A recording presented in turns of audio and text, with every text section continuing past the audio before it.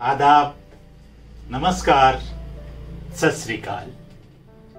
मैं हूं मोहम्मद नज़ीर कुरैशी और आप जुड़े हुए हैं हमारे YouTube चैनल नज़ीर कुरैशी पे और देख रहे हैं हमारा कार्यक्रम महापुरुषों की बात नज़ीर के साथ। अपनी इस श्रृंखला में हम बात करते हैं उन रणबांकुरों की जिन्होंने अपनी जान की परवाह किए बगैर अंग्रेजों से लोहा लिया, जिन्होंने आजादी को अपना मकसद बना लिया, बल्कि हम ये कह सकते हैं कि आजादी को ही अपनी जिंदगी समझ लिया। और आज ऐसे ही एक शहीद के बारे में हम बात करने जा रहे हैं जिसने फांसी की सजा होने पर भी आजादी की आग को अपने सीने में बुझने नहीं दिया और कुरान पाक के पहले 2 पन्ने जो कि सादे थे उस पे अल्लाह पाक से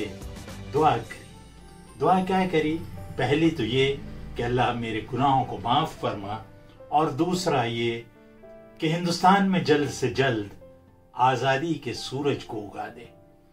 इससे उस नौजवान के जज्बे का अंदाजा लगाया जा सकता है कि जो फांसी पर चढ़ने वाला था, लेकिन वो अल्लाह से दुआ मांग रहा था सिर्फ और सिर्फ आजादी की।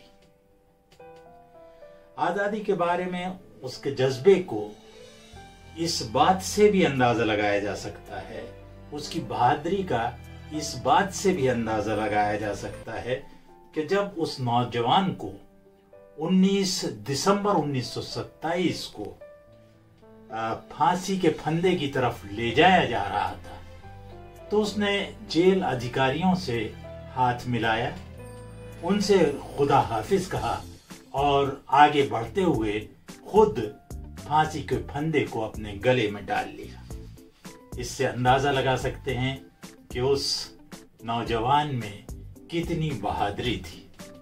शाहजहांपुर के शफीकुल्लाह के घर वो पैदा हुआ। 5 बच्चे थे या 5 भाई बहन जो थे उनमें सबसे छोटा था ये, और अब भी रिच मिशन हाई स्कूल ने उसको निकाल दिया था स्कूल से, और वो इसलिए निकाल दिया था कि वो महात्मा गांधी के असहयोग आंदोलन से जुड़ा हुआ था। जी हाँ, आज हम बात करेंगे अशफाक उल्लाह की, जो मात्र 27 साल की उम्र में ही फांसी पर चढ़ गए थे। अशफाक उल्लाह का विश्वास सशस्त्र क्रांति या सशस्त्र संघर्ष या सशस्त्र विद्रोह में था। रामप्रसाद बिस्मिल से उनकी बहुत घनिष्ठता थी, या जिसे हम दांत काटी रोटी कहते हैं, इस तरह की उनकी दोस्ती थी। एक कट्टर हिंदू, एक पंचवक्ता नमाजी, लेकिन दोनों बैठकर साथ में एक थाली में खाना खाया करते थे। एक बहुत महत्वपूर्ण घटना जो अशफाक उल्लाह के विचारों को, उनके व्यक्तित्व को ऐसी बुलंदी देती है जिसे छू पाना हर एक के बस की बात नहीं होती। अशफाक उल्लाह एक मंदिर में बिस्मिल के साथ बैठे हुए थे, तभी बस्ती के अंदर, शहर के अंदर हिंदू मुस्लिम दंगा हो गया और मुसलमानों का एक रेला या भीड़ मंदिर की तरफ आगे बढ़ने लगी।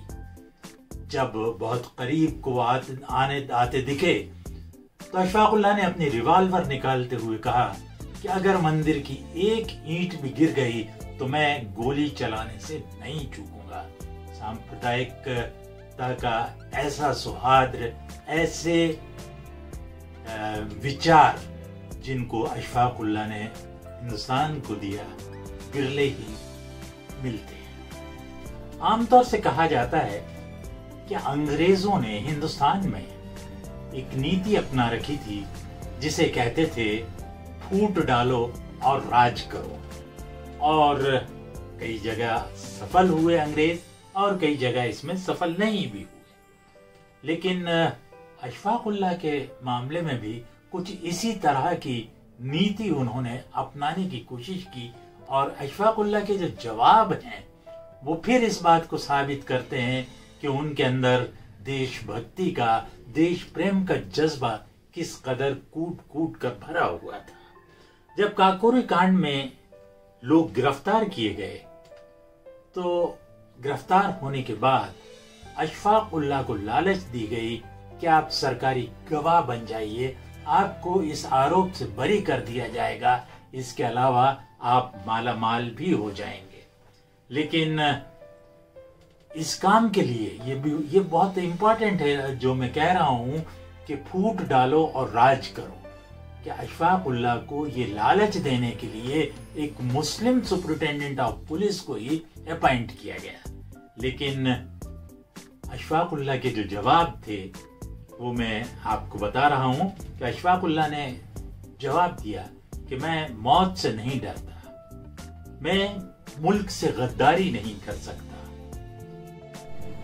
मैं कौम को बदनाम नहीं कर सकता। फांसी वाली रात बिस्मिल के साथ बैठकर उन्होंने कहा, जाऊंगा खाली हाथ, जाऊंगा खाली हाथ, मगर ये दर्द साथ ही जाएगा, जाऊंगा खाली हाथ, मगर ये दर्द साथ ही जाएगा।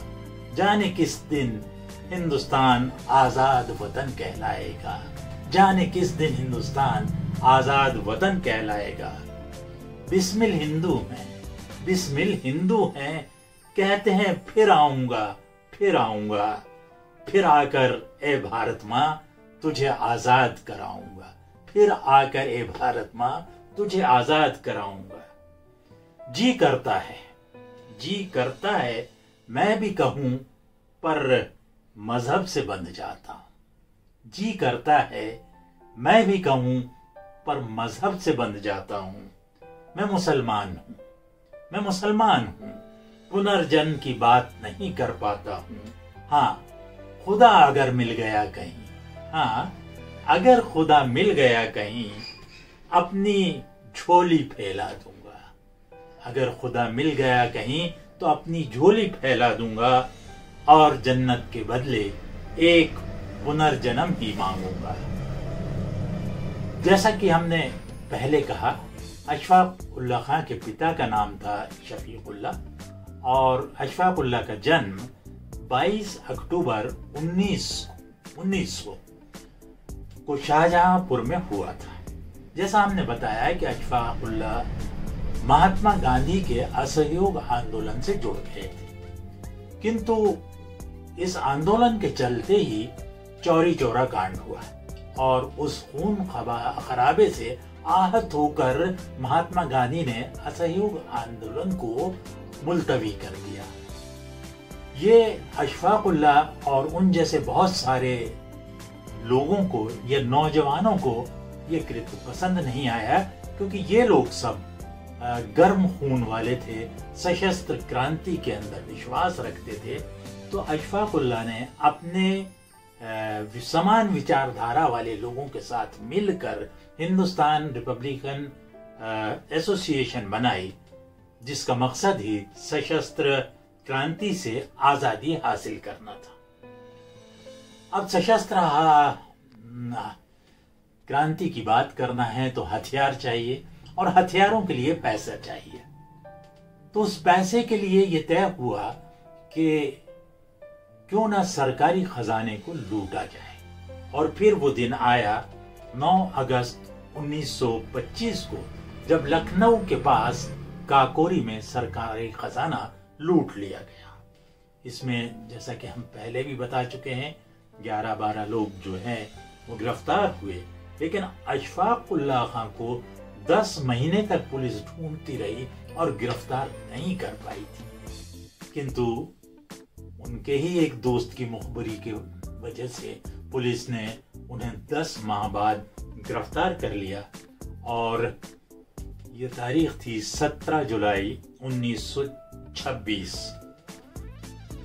आज बस इतना ही। इस कार्यक्रम के माध्यम से हम अशफाक उल्लाह के जन्नत नशीन होने की दुआ करते हैं, उनको श्रद्धांजलि देते हैं। अगर आपको ये वीडियो पसंद आया हो तो इसे ज़्यादा से ज़्यादा लोगों में शेयर करें, लाइक करें और हमारे चैनल को सब्सक्राइब करना ना भूलें। इनकलाब जिंदाबाद, जय हिंद।